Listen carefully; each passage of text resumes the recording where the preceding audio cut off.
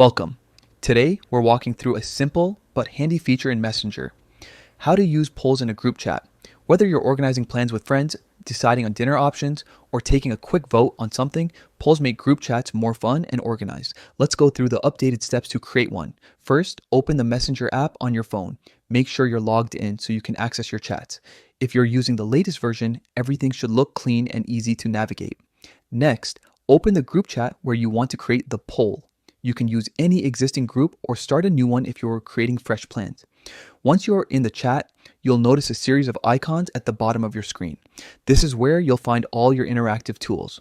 Now, tap the plus icon. This button opens a menu of options from sending stickers to sharing locations. Scroll or look around until you see the polls feature.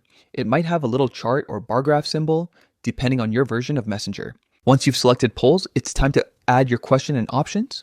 For example, you might type something like, "Where should we meet this weekend?" And then add a few choices like downtown cafe, city park, or Sarah's house. You can add as many options as you like, and everyone in the group will be able to vote once the poll is live. When your question and choices are ready, tap Create Poll. That's it. The poll will instantly show up in your group chat and everyone can vote in real time. Messenger even updates the results automatically as people make their selections, so you can see which option's leading without refreshing or asking for updates.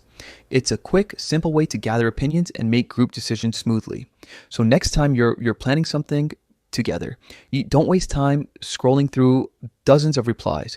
Use a Messenger poll and get your answer in one click.